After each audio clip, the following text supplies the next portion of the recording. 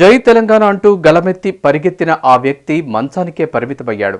ఉన్న ఫలంగా 2 కిడ్నీలు చెడిపోవడంతో అచేతనావస్థకు చేరుకున్న అతని గురించి మైత్రి ఛానల్ వెలుగులోకి తీసుకువచ్చింది.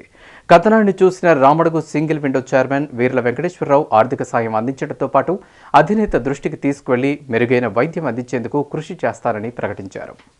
మలివిడత ఉద్యమ ప్రస్థానంలో చెరగని ముద్ర వేసిన చిందం అలియాస్ టీఆర్ఎస్ రవీందర్ అనారోగ్యానికి గురై చికిత్స చేయించుకునేందుకు చేతిలో చెల్లి గవ్వ కూడా లేకపోవడంతో ఆయన పడుతున్న దీనావస్థను మైత్రి ఛానల్ ప్రసారం చేసింది.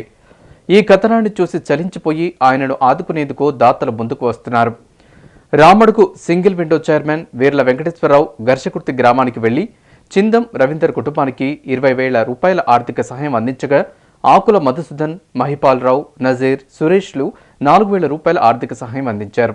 అలాగే ఎంపీ వినోద్ కుమార్, చొప్పదండి ఎమ్మెల్యే శోభల ద్వారా టీఆర్ఎస్ పార్టీ అధిష్టాన దృష్టికి తీసుకువెళ్లి అతనికి మరింత మెరుగైన వైద్యం అందించడంతో పాటు కిడ్నీ మార్పిడికి కృషి చేస్తారని వీర్ల వెంకటేశ్వరరావు అన్నారు. ఇండియాలో మా టీఆర్ఎస్ పార్టీ కార్యకర్త, సీనియర్ నాయకుడు గంగాధర మండలంలో ఉన్నటువంటి చిందం రవి ఆరోగ్య పరిస్థితి తెలుసుకొని ఈరోజు మా పార్టీ పక్షాన అలాగే మా పార్టీకి సంబంధించిన కొంతమంది కార్యకర్తలు అనుకుని ఈరోజు ఆయనకు ఉన్నటువంటి అవసరాల నిమిత్తం మెడికల్ ఫెసిలిటీస్ కానివ్వండి, ఆయనకున్న ఆరోగ్య పరిస్థితి చెప్పడానికి కోసం వారి యొక్క కుటుంబ సభ్యుల యొక్క యోగక్షేమాలు తెలుసుకొని వారికి మరింత సాయం చేయడానికి పార్టీ పక్షాన అలాగే మా ఎంపీ గారైనటువంటి బోయినపల్లి వినోద్ కుమార్ గారి పక్షాన స్థానిక శాసనసభ్యురాలు బురి శోభ గారి పక్షాన మేమందరం కూడా ఈరోజు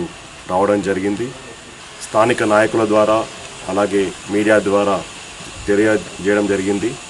భవిష్యత్తులో వారి అవసరం నిమిత్తం ఎప్పటి మేము అండగా ఉంటామని తెలంగాణ రాష్ట్ర సమితి పక్షాన మరొకసారి తెలియజేసుకుంటాం. వారి పరిస్థితి తెలియజేస్తున్న ముఖ్యంగా ప్రింట్ ఎలక్ట్రానిక్ మీడియా మిత్రులకు ప్రత్యేకంగా మరొకసారి మా యొక్క ధన్యవాదాలు.